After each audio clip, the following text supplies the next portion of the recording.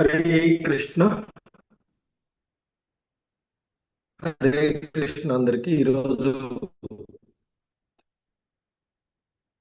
ఈశోపనిషత్ క్లాస్కి గోవింద ఆలయం మంగళూరు కర్ణాటక తరపున స్వాగతం సుస్వాగతం. హరే కృష్ణ.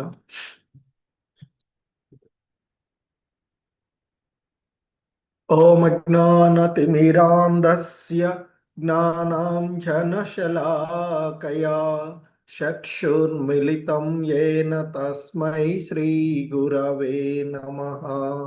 శ్రీచైతన్యమనోభీష్టం స్థాపితం యేన భూతలే స్వయం రూపః కదా మహ్యం దదాతి స్వపదాంతికం. వందేహం శ్రీగురు శ్రీయుతపదకమలం శ్రీగురూన్ వైష్ణవాంశ శ్రీరూపం సాగ్రజాతం సహగణ రఘునాథాన్వితం తం సజీవం సాద్వైతం సావధూతం పరిజన సహితం కృష్ణ చైతన్యదేవం శ్రీ రాధా కృష్ణ పాదాన్ సహగణ లలిత శ్రీ విశాఖాన్వితాం చ. नमा ओं विष्णुपादाय कृष्णप्रेष्ठाय भूतले श्रीमते भक्तिवेदांत स्वामिनिति नामिने. नमस्ते सारस्वते देवे गौरवाणी प्रचारिणे निर्विशेष शून्यवादी पाश्चात्यदेशतारिणे. नमो महावदन्याय कृष्ण प्रेम प्रदायते कृष्णाय कृष्ण चैतन्य नाम्ने गौरित्विषे नमः.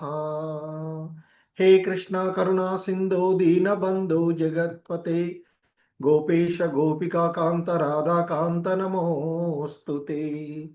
तप्त कांचन गौरांगी राधे वृंदावनेश्वरी वृषभानुसुते देवी प्रणमामि हरिप्रिये.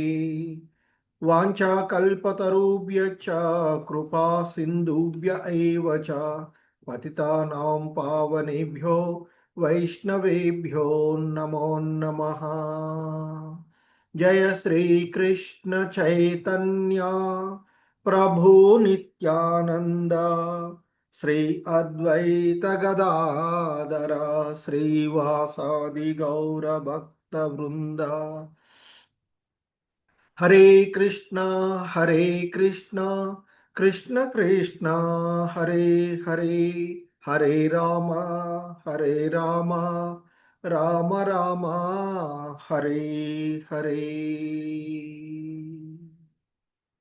ओम पूर्णमदः पूर्णमिदं पूर्णात् पूर्णमुदच्यते पूर्णस्य पूर्णमादाय పూర్ణమేవావశిష్యతే. దేవదేవుడు పరిపూర్ణుడు. అతడు పూర్ణుడైన కారణంగా అతని నుండి ప్రకటితమయ్యేటువంటి ఈ దృశ్యమాన జగత్తు వంటివి కూడా పూర్ణమై ఒప్పారుతూ ఉన్నాయి. పూర్ణుడైన వాని నుండి ఉత్పన్నమైనది కూడా పూర్ణమై ఉంటుంది. అతడు పూర్ణుడైన కారణంగా పలు పూర్ణములు అతని నుండి ఉత్పన్నమైనప్పటికీ అతడు సర్వ పూర్ణుడుగానే ఉంటాడు. హరే కృష్ణ. సో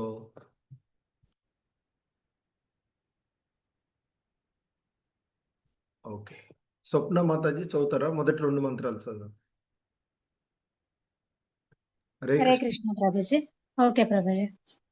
ఈశావాస్యమిదం సర్వం యత్కించ జగత్యాం జగత్ తేన త్యక్తేన భుంజీత మా గృధః కస్య స్విద్ధనం. అనువాదం చదవమంటారా ప్రభుజీ? వద్దులేండి. కుర్వన్నేవేహ కర్మాణి జిజీవి విషేచ తంగ సమః ఏవం త్వయి నాణ్యతే తోస్తి న కర్మ లిప్యతే నరే. హరే కృష్ణ ప్రభుజీ. హరే కృష్ణ. సూర్యకుమార్ మాతాజీ. హరే కృష్ణ ప్రభుజీ. असुर्या नामते लोका अन्धेना तमसावृताः तामस्ते प्रत्याभिगच्छन्ति ये केचात्महनो जनाः अनेजदेकं मनसो जवीयो नैनद्देव आप्नुवन् पूर्वमर्षतु तद्धावतो अन्या सच्चेति तिष्ठत्तस्मिन्नपो मातरि स्वादधाति ఇంకో శ్లోకం చదివినప్పుడు హరే కృష్ణ. తదేజతి తన్నైజతి తద్దూరే తద్వందికే తదంతరస్య సర్వస్య తదు సర్వస్యాస్య బాహ్యతః. హరే ఓకే. హరే కృష్ణ. హరే కృష్ణ. ఇంకా ఉన్నారు శశికళ మాతాజీ. हरे कृष्ण प्रभु जी। तदेजति तन्नेजति तद्दूरे तद्वन्तिके तदन्तरस्य सर्वस्य तदु सर्वस्यास्य बाह्यतः.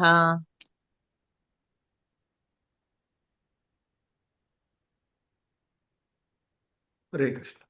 आरो मंत्रम यस्तु सर्वाणि भूतानि आत्मन्येवानुपश्यति सर्वभूतेषु तात्मानं ततो न विजुगुप्सते. హరే కృష్ణ. धन्यवाद प्रभु जी।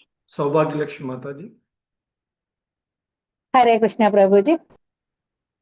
యస్మిన్ సర్వాణి భూతాని ఆత్మైవ భూతుజానతః తత్ర కో మోహః శోకః ఏకత్వమనుపశ్యతః సపర్యగాత్సు క్రమకాయమ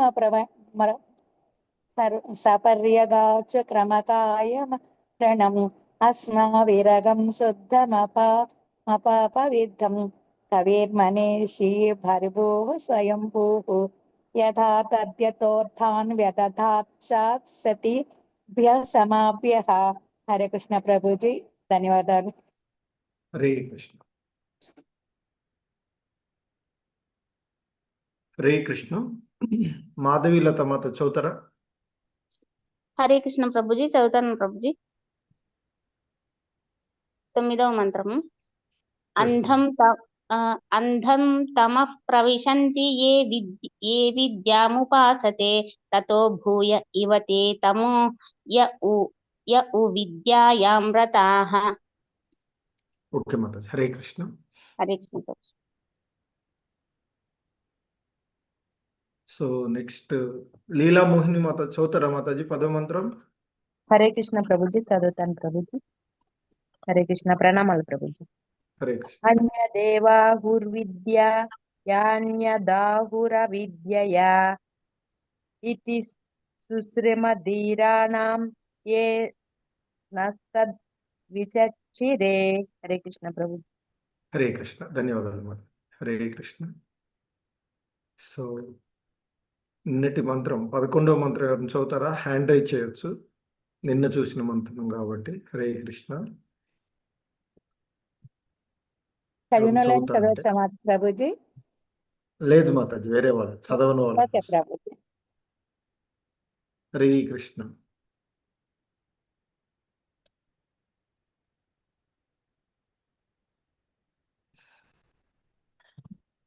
ఓకే.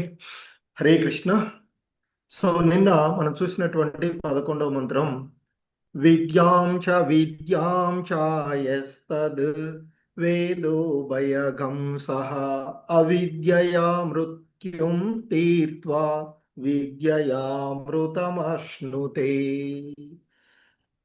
అవిద్య ప్రక్రియను, విద్యా ప్రక్రియను ఏకకాలంలో తెలుసుకునేవాడు మాత్రమే నిరంతర జనన మరణ చక్ర ప్రభావము నుండి బయటపడి అమరత్వాన్ని పూర్తిగా అనుభవించగలుగుతాడు అంటూ ఈ మంత్రం యొక్క భావము మనము నిన్నటి క్లాసులో చూసినటువంటిది. సో ఈరోజు మనము ఈశోపనిషత్తులోని 12వ మంత్రాన్ని చూద్దాము. హరే కృష్ణ. హరే కృష్ణ. Please repeat. అందం తమ ప్రవిశంతి అందం తమ ప్రవిశంతి అందం తమ ప్రవిశంతి అందం తమ ప్రవిశంతి అందం తమ ప్రవిశంతి అందం తమ ప్రవిశంతి ఏ సంభూతిముపాసతే ఏ సంభూతిముపాసతే ఏ సంభూతిముపాసతే ఏ సంభూతిముపాసతే ఏ సంభూతిముపాసతే ఏ సంభూతిముపాసతే తతో భూయ ఇవ తే తమో తతో భూయ ఇవ తే తతో భూయ ఇవ తే తమో తతో భూయ ఇవ తే తమో తతో భూయ ఇవ తే తమో తతో భూయ ఇవ తే తమో య ఉ సంభూత్యాం రతా య ఉ సంభూత్యాం రతాః య ఉ సంభూత్యాం రతాః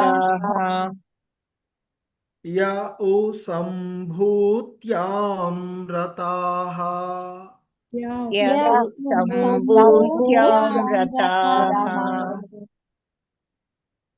హరే కృష్ణ. ఒక్కొక్క లైన్ చూద్దాం. స్క్రీన్ వస్తుందా మాతాజీ? వస్తుంది ప్రభుజీ. ఓకే. అందం తమ ప్రవిశంతి ఏ సంభూతిముపాసతే అందం తమ ప్రవిశంతి సంభూతిముపాసతే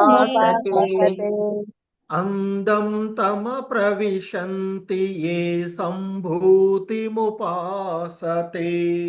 అందం తమ ప్రవిశంతి సంభూతిముపాసతే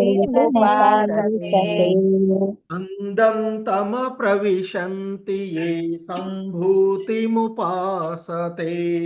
అందం తమ ప్రవిశంతి సంభూతిముపాసతే తతో భూయ ఇవ తే తమో య ఉ సంభూత్యాం రతాః తతో భూయ ఇవ తే తమో య ఉ సంభూత్యాం రతాః తతో భూయ ఇవ తే తమో య ఉ సంభూత్యాం రతాః తతో భూయ ఇవ తే తమో య ఉ సంభూత్యాం రతాః తతో భూయ ఇవ తే తమో య ఉ సంభూత్యాం రతాః తతో భూయ ఇవ తే తమో య ఉ సంభూత్యాం రతాః.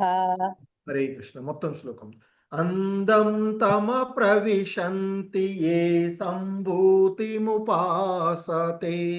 తతో భూయ ఇవ తే తమో య ఉ సంభూత్యాం రతాః అందం తమ ప్రవిశంతి సంభూతిముపాసతే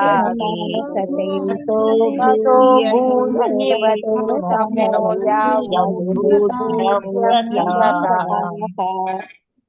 హరే కృష్ణ. సూర్యకుమార్ మాతాజీ. అందం తమః ప్రవిశంతి యే సంభూతిముపాసతే తతో భూయ ఇవ తే తమో యా ఊ సంభూత్యాం రతాః. హరే హరే కృష్ణ. కృష్ణ. సుముఖి సాధ్వి మాతాజీ. హరే కృష్ణ. హరే కృష్ణ ప్రభుజీ. అంధం తమ ప్రవిశంతి ఏ సంభూతిముపాసతే తతో భూయ ఇవ తే తమో యావు సంభూత్యాం రతాః. హరే హరే కృష్ణ కృష్ణ. ప్రభుజీ. పరమ పావని గౌరీదేవి దాసి మాతాజీ. అందం తమః ప్రవిశంతి ఏ సంభూతి ఉపాసతే తతో భూయ ఇవ తే తమో యావూప సంభూత్యాం రతః.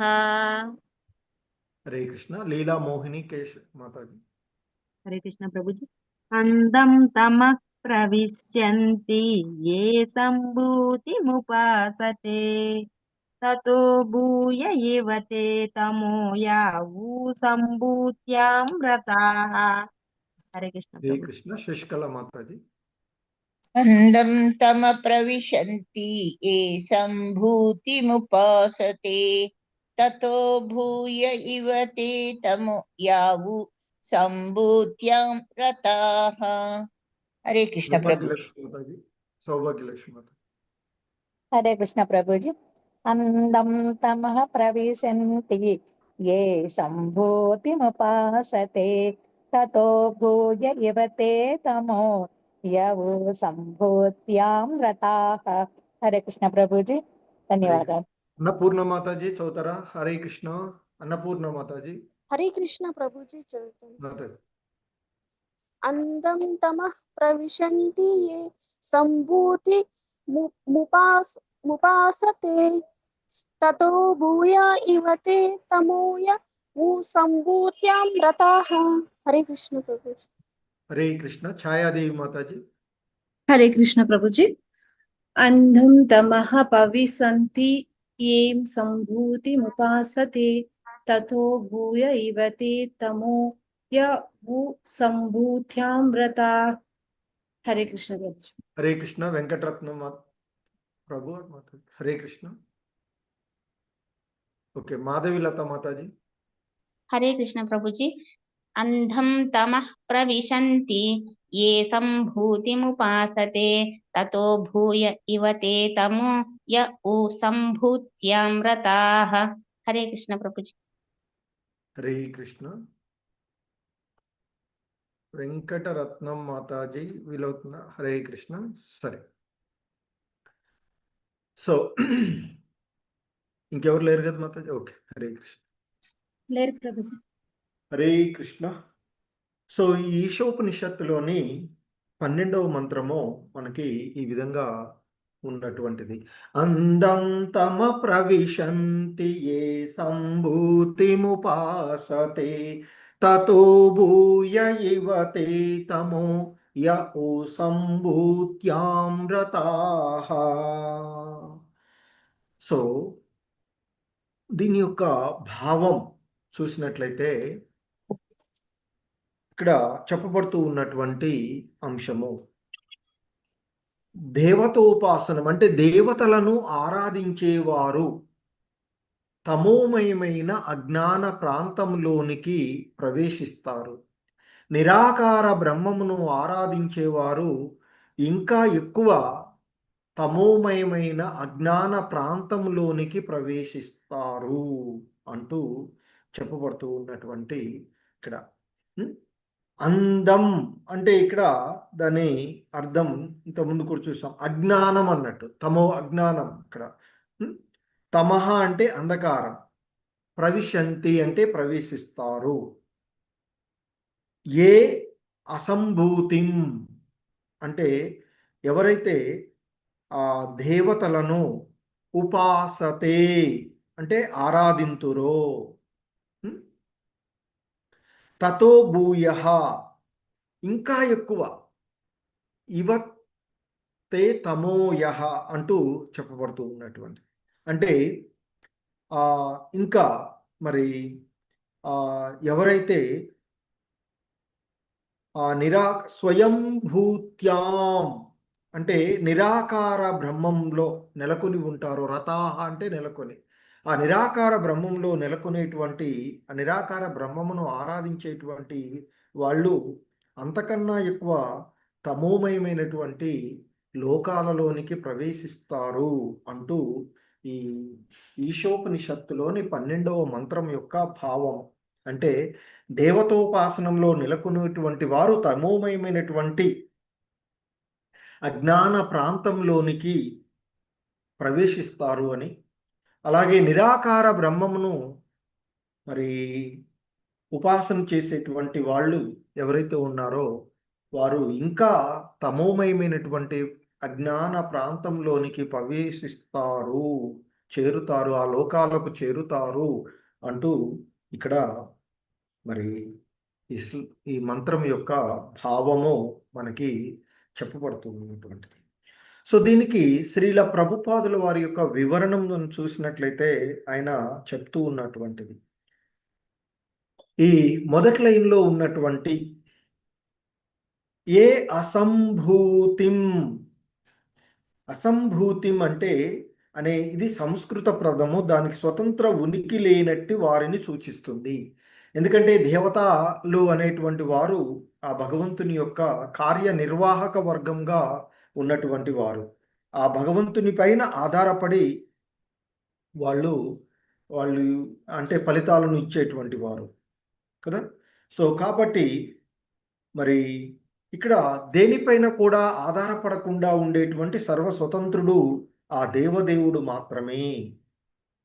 అదే మనకి భగవద్గీత 10వ అధ్యాయంలోని 2వ శ్లోకంలో ఉన్నటువంటి అంశాన్ని ఇక్కడ చెప్తూ ఉన్నారు. సాక్షాత్తు కృష్ణ భగవానుడే భగవద్గీతలో చెప్పినటువంటి నమే విదుసురగణాః ప్రభవం న మహర్షయః అహమాదిర్హి దేవానాం మహర్షీనాం చ సర్వశః అంటూ ఆ భగవంతుడే చెప్పినటువంటి ఆ శ్లోకం.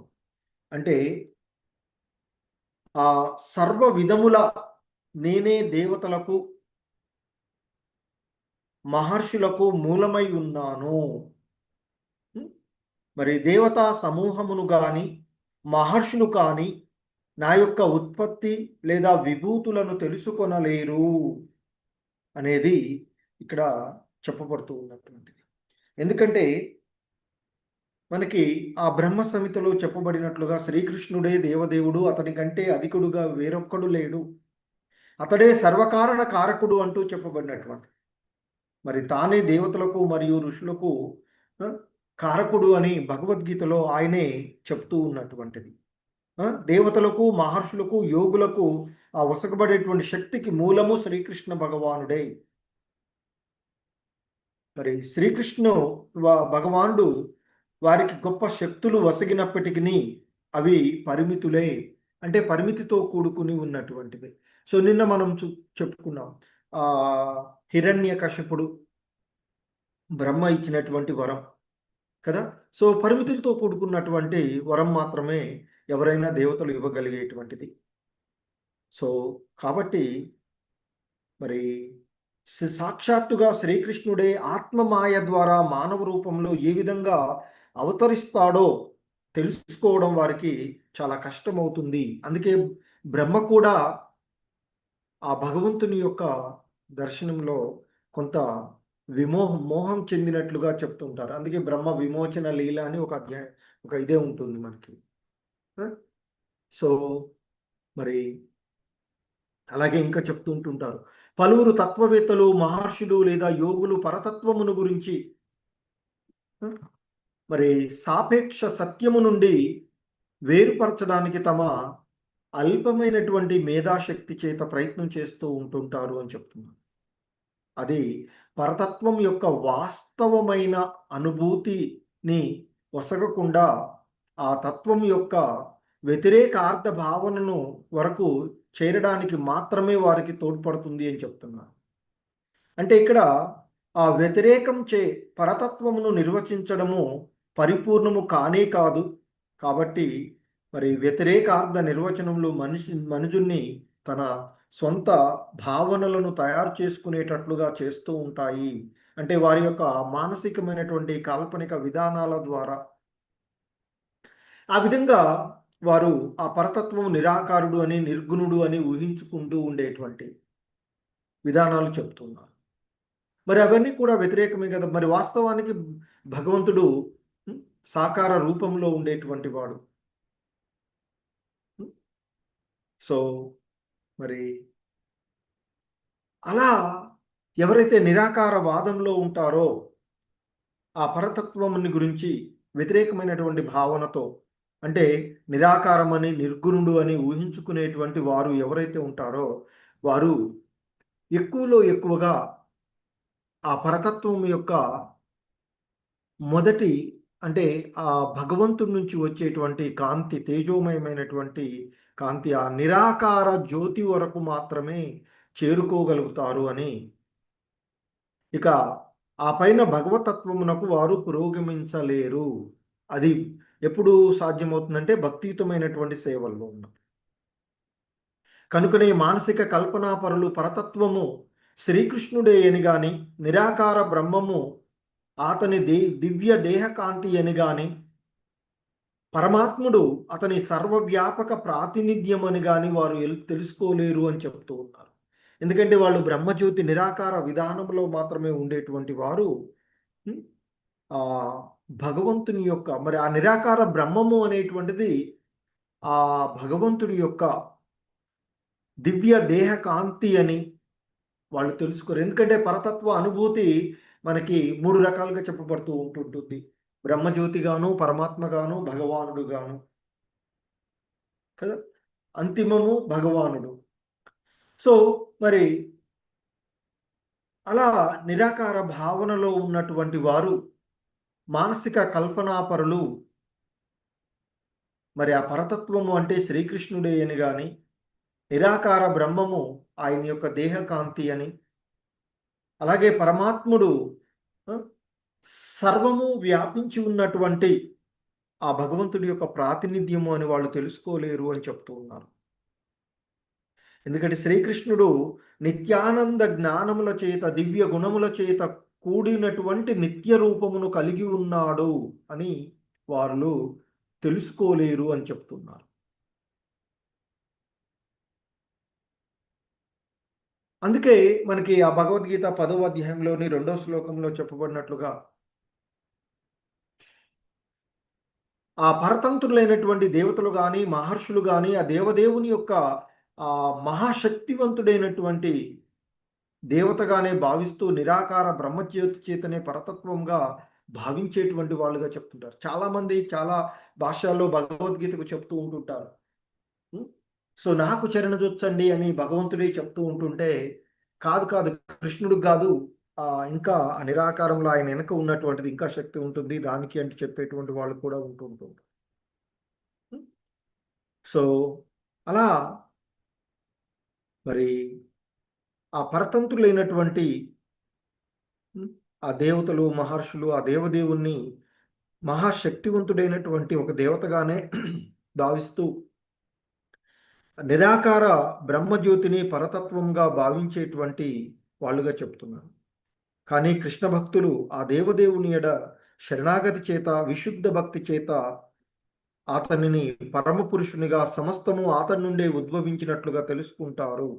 అటువంటి భక్తులు సమస్తమునకు మూలమైనటువంటి శ్రీకృష్ణ భగవానుని నిరంతర సేవలో నెలకొని ఉంటారు అంటూ చెప్పబడుతూ ఉన్నటువంటిది. అదే కృష్ణ భక్తి భావనము అని చెప్తారు, కృష్ణ చైతన్యం.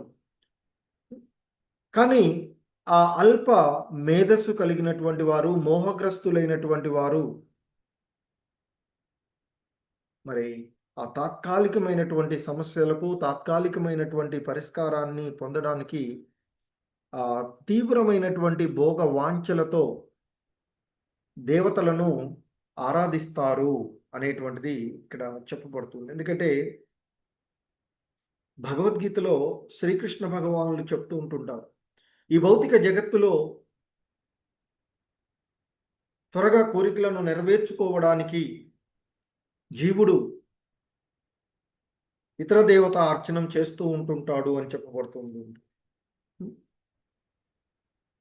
అదే ఇక్కడ భగవద్గీతలో మనకి చెప్పబడినటువంటి అంశం చూస్తే, ఆ విషయ కోరికల చేత అజ్ఞానము అపహరించబడినటువంటి, అంటే అజ్ఞానంలో ఉన్నటువంటి వారు, అంటే జ్ఞానము అపహరించబడినటువంటి వారు ఇతర దేవతలకు శరణజొంది తమ గుణములను బట్టి ఆయా పూజా విధానాలను అనుసరిస్తూ ఉంటారు అని భగవద్గీతలోనే సాక్షాత్తు కృష్ణ భగవానుడు చెప్పినటువంటి అంశాన్ని చూస్తాం. అలాగే ఇంకా చెప్తారు, నేను ప్రతి వారి యొక్క హృదయం నందు పరమాత్మ రూపమున నిలిచి ఉందును, ఎవరేని ఒక దేవతను కోరినంతనే నేను అతని శ్రద్ధను స్థిరం చేసి ఆ దేవతకు అతడు భక్తుడగునట్లుగా చేస్తూ ఉన్నాను అని చెప్తుంది. ఎందుకంటే భగవంతుడు సర్వజీవుల యొక్క ఆ స్వతంత్రాన్ని ఇస్తూ ఉన్నటువంటి వాడు, సర్వజీవులకు స్వతంత్రాన్ని వసిగి ఉన్నటువంటి, కనుకనే మనకు పరిమితులతో కూడిన కొంత స్వేచ్ఛ ఉంటూ ఉంటుంది. ఆ విధంగా ఎవరెవరు ఏ విధమైనటువంటి భావనలతో ఉంటే ఆ భావనలకు అనుకూలమైనటువంటి విధానాన్ని వారు అనుసరించే విధంగా ఆ భగవంతుడు హృదయస్థ పరమాత్ముడుగా ఉన్నటువంటి ఆయన వారికి ఆ విధమైనటువంటి అవకాశాన్ని ఇస్తాను అని చెప్తుంది. అలాంటి శ్రద్ధను పొందినటువంటి వాడైనటువంటి మనిషి ఏదైనా ఒక దేవతను చేపట్టి తద్వారా తన కోరికలను నెరవేర్చుకుంటారు. కానీ వాస్తవానికి ఆ వరములన్నీ కూడా నా చేతనే వసగబడుతూ ఉన్నాయి అంటూ కృష్ణ భగవానులు వారు చెప్తూ ఉంటుంటారు. ఎందుకంటే అలాగే ఇంకా చెప్తుంటారు ఆయన, అంతవంతు ఫలం తేషాం తద్ భవత్యల్పమేధసాం దేవాన్ దేవయజో యాంతి మద్భక్తా యాంతి మామపి. సో ఆయన చెప్తారు అక్కడ, దేవతారాధకులు దేవతాలోకాలకు వెళ్తారు అంటే, ఉదాహరణకు చంద్రోపాసకులు చంద్రలోకానికి వెళ్తారని, సూర్యోపాసకులు సూర్యలోకానికి వెళ్తారు. ఎందుకంటే నవీన శాస్త్రజ్ఞులు రాకెట్ల సహాయంతో చంద్రలోకం చేరడానికి ఇప్పుడు ప్రయత్నిస్తూ ఉన్నటువంటిది. కానీ ఇది ఏది కొత్త ప్రయోగం అని ఏం చెప్పట్లేదు. ఇవన్నీ గ్రహాంతరాయాలు. మనం ఏ దేవతా లోకానికి వెళ్ళదలుచుకుంటే ఆ దేవతను ఆరాధిస్తే సరిపోతుంది, ఆ లోకాలకు వెళ్ళవచ్చు అని చెప్తారు. సో కాబట్టి మరి ఆ విధంగా భగవద్గీతలో చెప్పబడుతూ ఉన్నట్టు అల్పజ్ఞులైనటువంటి మనుషులు దేవతలను పూజిస్తారు, కానీ వారు వెసగేటువంటి ఫలములు అల్పములు మరియు తాత్కాలికములు అయి ఉన్నవి. దేవతలను పూజించేవారు దేవతాలోకాలకు చేరగా నా భక్తులు మాత్రమే అంత్యమున నా దివ్యలోకానికి చేరుతూ ఉంటారు అని చెప్పు. ఎందుకంటే కానీ ఈ భగవద్గీతకు వ్యాఖ్యానాలు చెప్పేటువంటి కొందరు ఇతర దేవతలను పూజించేవారు కూడా ఆ శ్రీకృష్ణ భగవాన్ని చెబుతారు. అంటే అందరూ సమానులేని చెప్తూ ఉంటుంటారు, కానీ అది నామాపరాధాల్లో ఒకటిగా మనకు చెప్పబడుతూ ఉంటుంది. అందుకే సాక్షాత్తు కృష్ణ భగవానుడే చెప్తుంటారు, మరి దేవతలను పూజించేవారు దేవతాలోకాలకు చేరగా నా భక్తులు మాత్రమే అంత్యమున నా దివ్యలోకమును చేరుదురు అంటూ మనకి భగవద్గీత 7వ అధ్యాయంలోని 23వ శ్లోకంలో చెప్పబడినటువంటిది.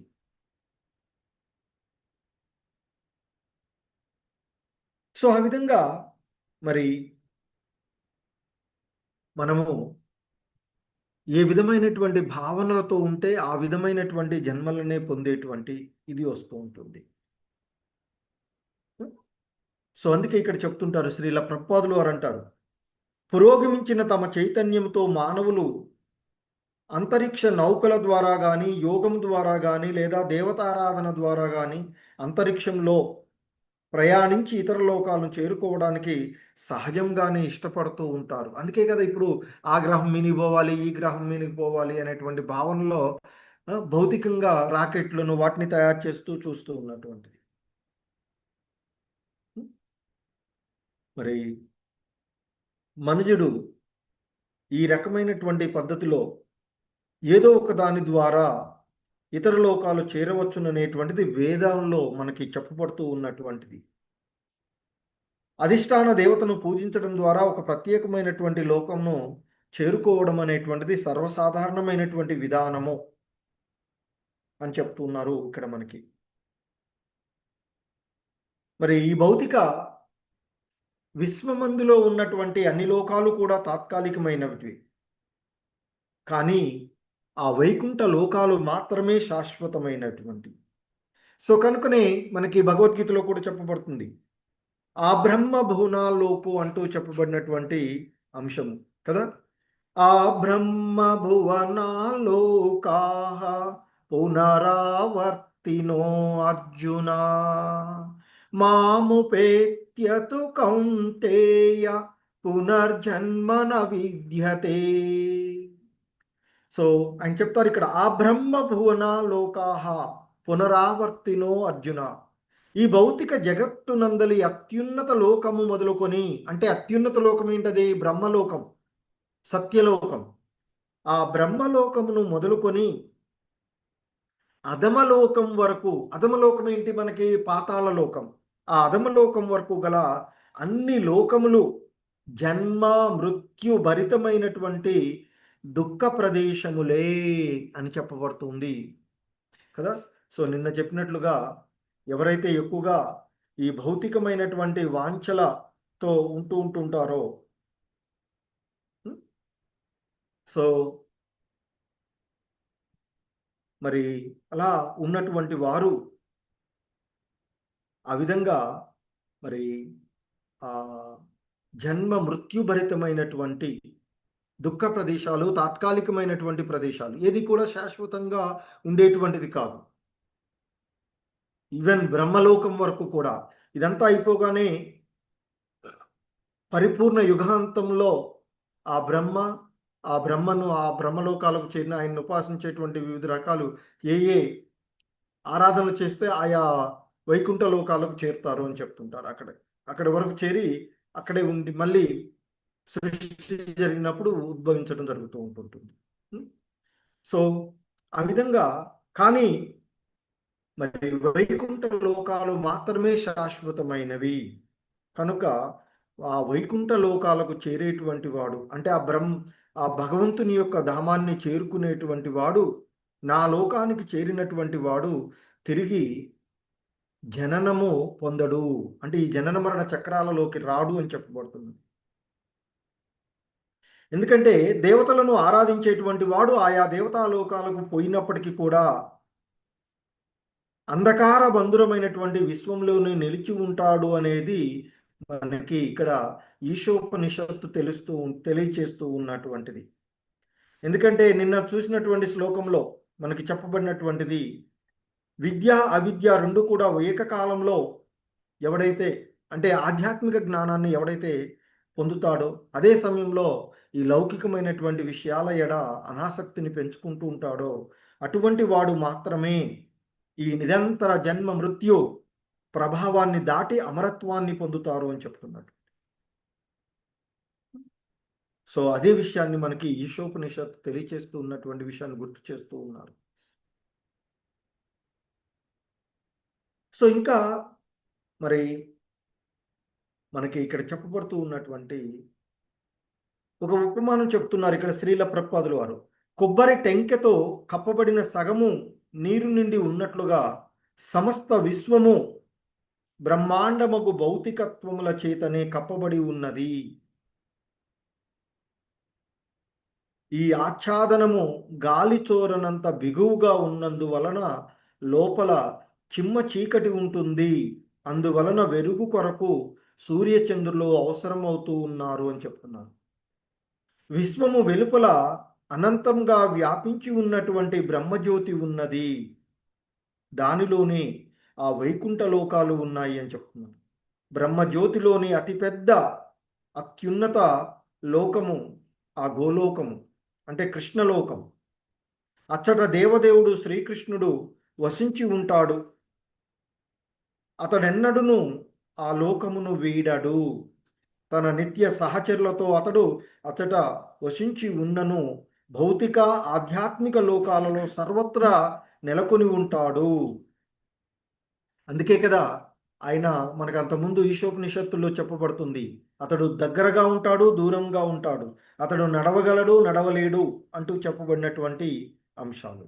సో కనుక మరి ఆ వైకుంఠ లోకాలన్నింటిలోకి కూడా స్వయం ప్రకాశమానంగా ఉండేటువంటి అత్యున్నతమైనటువంటి అతిపెద్ద అత్యున్నత లోకము ఆ గోలోక వృందావనం. అందునే ఆ కృష్ణ భగవానుడు తన యొక్క నిత్య సహచరులతో ఉంటాడు అని చెప్తూ ఉంటుంటారు.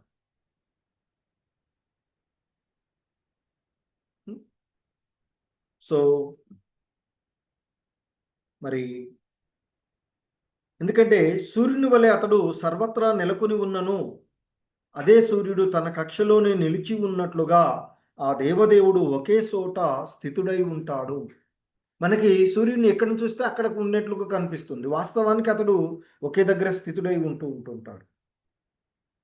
అలాగే ఇంకా చెప్తున్నారు, చంద్రలోకానికి చేరినా లేదా దానికి పైలోకానికి లేదా కింది లోకానికో చేరిన జీవిత సమస్యలు పరిష్కరించబడవు.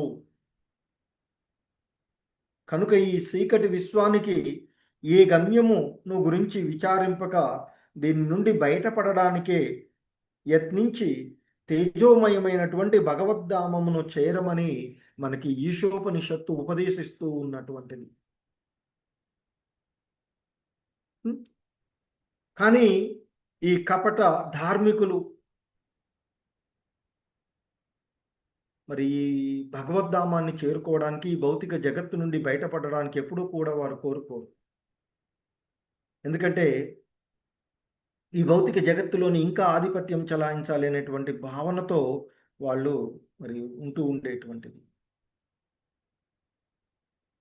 అందుకే చెప్తున్నారు, అల్పజ్ఞులు, కపట ధార్మికులు వేద ఉపదేశాలను నేరుగా ఉల్లంఘిస్తూ నామమాత్ర అవతారాలను సృష్టించేవారు కూడా తమ తమ అనుయాయులను తప్పుదారి పట్టించి మరి విశ్వంలోని తమోమయ ప్రాంతాలలోనికి ప్రవేశించవలసి ఉంటుంది అని చెప్తున్నారు. ఆ విధంగా చేసే, అందుకనే ఇక్కడ దేవతార్చనం చేసేటువంటి వారు ఆ విధంగా తమోమయమైనటువంటి ప్రాంతాలలోనికి వెళ్తారు. ఎందుకంటే ఆ భగవంతుని యొక్క ధామం మాత్రమే విశుద్ధమైనటువంటిది, విశుద్ధ శుద్ధ సత్వస్థితిలో ఉన్నటువంటిది.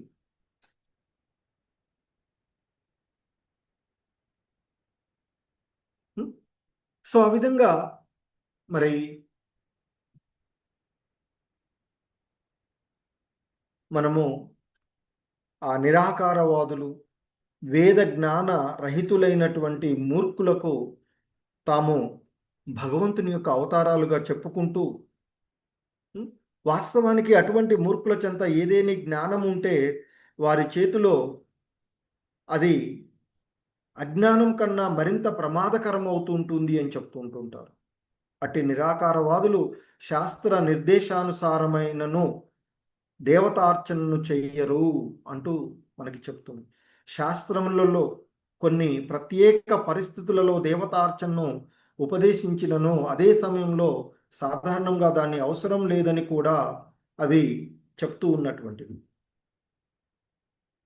దేవతార్చనం ద్వారా లభించే ఫలము అశాశ్వతమని భగవద్గీతలో మనకి చెప్పబడినటువంటిది. ఎందుకంటే భగవద్గీతలో మరి చెప్తారు, అల్పజ్ఞులైనటువంటి మనుషులు దేవతలను పూజిస్తారు, కానీ వారు వసకబడేటువంటి ఫలములు అల్పములు మరియు తాత్కాలికములు అంటూ మరి దేవదేవుడైనటువంటి శ్రీకృష్ణ భగవానుడే భగవద్గీత 7వ అధ్యాయము 23వ శ్లోకంలో చెప్పబడినటువంటి అంశం.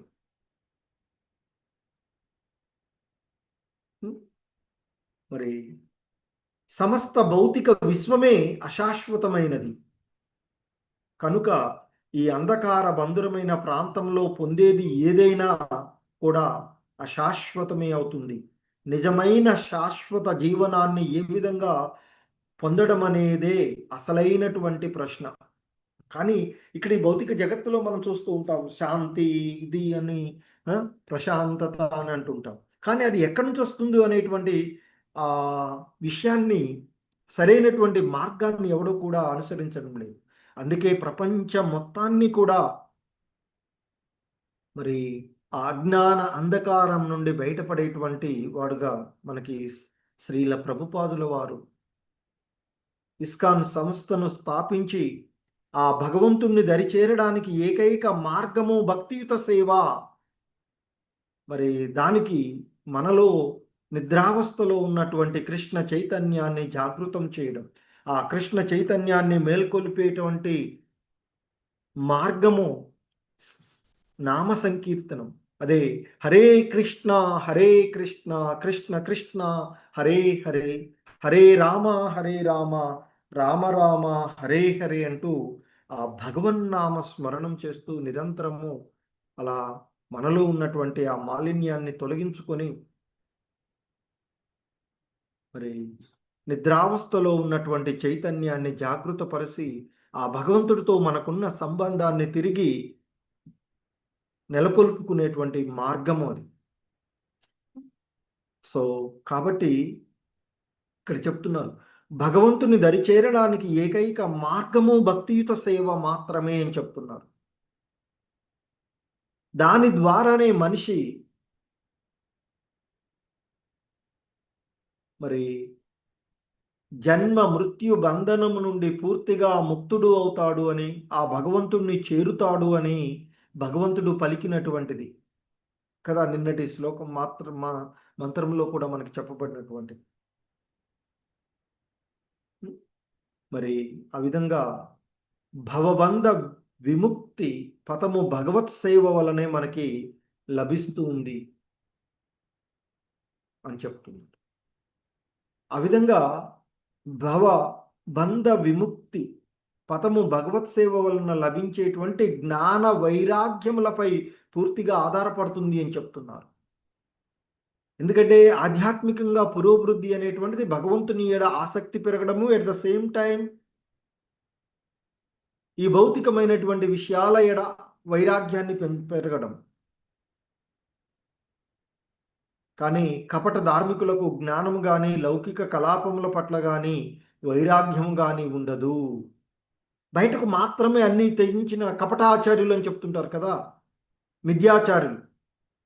బయటకేమో అన్నీ తెగించిన వాళ్ళలాగా కనిపిస్తూ ఉంటుంటారు, బట్ లోపల మాత్రం ఆ విషయాలపైన ఆసక్తి అలాగే ఉండి ఉంటుంది. అదే ఇక్కడ చెప్తున్నారు, కపట ధార్మికులకు జ్ఞానం కానీ లౌకిక కలాపాల పట్ల వైరాగ్యము కానీ ఉండదు. ధార్మికత ముసుగులో పరోపకార కార్యములో నీడలో బంగారు భవ సంఖ్యలలో చిక్కుకొని జీవించాలనే వారు కోరుకుంటూ ఉంటుంటారని చెప్తున్నారు. మిథ్యాపూర్వకమైన ధార్మిక భావనలను ప్రదర్శిస్తూ వారు నానా రకాలైన అక్రమములను వడిగడుతూనే భక్తి ప్రదర్శన చేస్తూ ఉంటుంటారు. ఈ విధంగా వారు గురువుల పేరిట భగవద్భక్తుల పేరిట చలామణి అవుతూ ఉంటున్నటువంటి విషయాలను, ఎందుకంటే ప్రస్తుత కాలంలో మనం చాలా చూస్తూ ఉన్నటువంటి మరి అటువంటి ధర్మోల్లంఘన పరులు ఆచార్యుల ఎడ గౌరవం ఉండదు. ఎందుకంటే ఆచార్యోపాసన, మనుజుడు ఆచార్యుని సేవించాలి అని వేదం సూచిస్తూ ఉన్నది. అలాగే మనకి భగవద్గీతలో చెప్పబడ్డాడు, ఏవం పరంపరా ప్రాప్తం, ఈ పరమ భగవద్ విజ్ఞానము పరంపరలో లభించింది అని చెప్తుంటుంటారు. ఎందుకంటే మనకి 4 పరంపరలు, బ్రహ్మ పరంపర, బ్రహ్మ సాంప్రదాయము, లక్ష్మీ సాంప్రదాయము, రుద్ర సాంప్రదాయము మరియు కుమార సాంప్రదాయము, 4 ప్రామాణికమైనటువంటి సాంప్రదాయాలు. సో అలా పరంపరలో ఉండేటువంటిది. మరి మనకి శ్రీల ప్రభుపాదుల వారు బ్రహ్మ మధ్వ గౌడీయ సాంప్రదాయ విధానంలో ఉన్నటువంటి ఆచార్యులు. సో కనుకనే ఆ పరంపరలో ఉన్నటువంటి ఆచార్యుల నుండే మనం వినాలి అని చెప్తారు. సో ఏదైతే మనం శ్రీల ప్రభుపాదుల వారి యొక్క పుస్తకాలు మనం ఏవైతే చూస్తూ ఉన్నామో అవన్నీ కూడా ఒక ప్రామాణికమైనటువంటి పరంపరలో ఉన్నటువంటిది. మనం ఏవైతే విషయాలు తెలుసుకుంటున్నామో ఇవన్నీ కూడా ఒక పరంపరలో ఉన్నటువంటివి.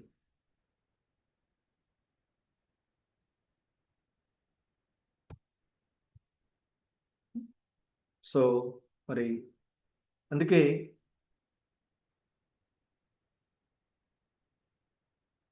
కానీ ఆ కృష్ణ భగవానులు వారు చెప్పిన దానికి బదులుగా జనసామాన్యం తప్పుదోవ పట్టిస్తూ వారు తామే ఆచార్యులు అవుతారు అని, కానీ ఆచార్యుల నియమాలనైనా వారు ఏమి అంటే ఆచార్యుల యొక్క నియమాలను ఏవైనా వాళ్ళు పాటించరు అని చెప్తున్నారు. మరి అటువంటి ఆ కపట ఆచార్యులను శ్రీల ప్రభుపాదుల వారు ఇక్కడ వారిని చేస్తున్నటువంటి ఇటువంటి దుర్మార్గులు మానవ సంఘంలో అత్యంత ప్రమాదకరులు అని చెప్తున్నారు. ధార్మిక ప్రభుత్వము లేదా అంటే అటు ధార్మికమైనటువంటి ప్రభుత్వము లేని కారణంగానే వారు ప్రభుత్వము, చట్టము నుండి శిక్షను తప్పించుకుంటూ ఉన్నారు. కానీ భగవంతుని యొక్క చట్టము నుండి వారు తప్పించుకోలేరు.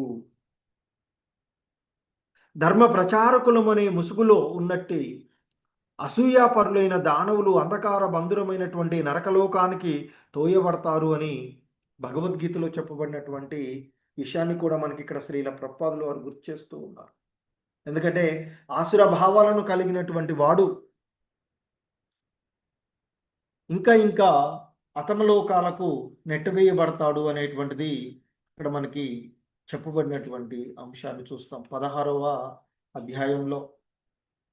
ముఖ్యంగా మనకి 16వ అధ్యాయమైనటువంటి దైవ అసుర స్వభావం, దైవీ భావాలు కలిగినటువంటి వాళ్ళు ఏ విధంగా ఉంటారు? ఆసురీ భావాలు. అలా ఆసురీ భావాలు కలిగినటువంటి వాళ్ళు మరి వారి అంతకంతకి అధమతి లోకాలకు నెట్టివేయబడతారు అంటూ చెప్పబడుతూ ఉన్నటువంటి.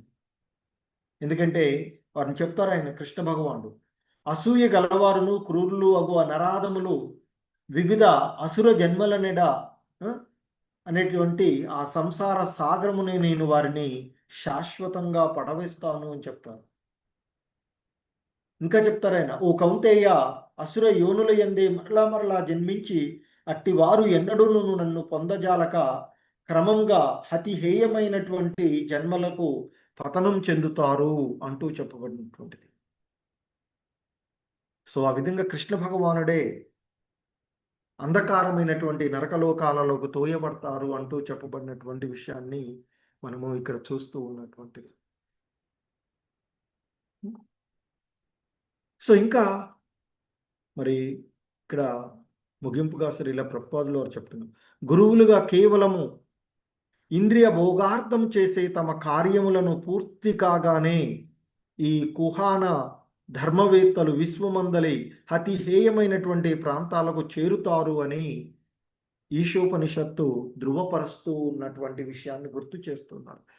కానీ మనకు అనిపిస్తూ ఉంటుంటుంది వాళ్ళన్ని దుర్మార్గమైనటువంటి పనులు చేస్తూ ఉన్నప్పటికీ కూడా వాళ్ళేదో సుఖంగా ఉన్నట్లుగా మనం భావిస్తూ ఉంటుంటాం. వాస్తవానికి ఈ భౌతికమైన, ఎందుకంటే ఇక్కడ ధార్మిక ప్రభుత్వాలు లేని కారణంగా ఈ భౌతిక జగత్తులో వాళ్ళు సుఖంగా ఉన్నట్లు, తప్పించుకుని తిరుగుతూ ఉన్నట్లుగా కనిపించవచ్చు. కానీ ఆ భగవంతుని యొక్క చట్టం నుండి తప్పించుకోలేడు ఎవడు అని చెప్తున్నారు. సో కనుక వారు చేసిన కర్మలకు ఫలితంగా వాళ్ళు మరి అత్యంత హేయమైన, ఏదైతే ఘరానా మోసగాళ్ళుగా ఉండేటువంటి మిథ్యాచారులుగా కపటం మోసాలు చేసేటువంటి భావాల పేర్లతోనూ వీటితో చేసేటువంటి దుర్మార్గులైనటువంటి వాళ్ళు అతి హేయమైనటువంటి ప్రాంతాలకు ఆ భగవంతుడు నెట్టివేస్తాడు అనేటువంటి చెప్తున్నట్టు.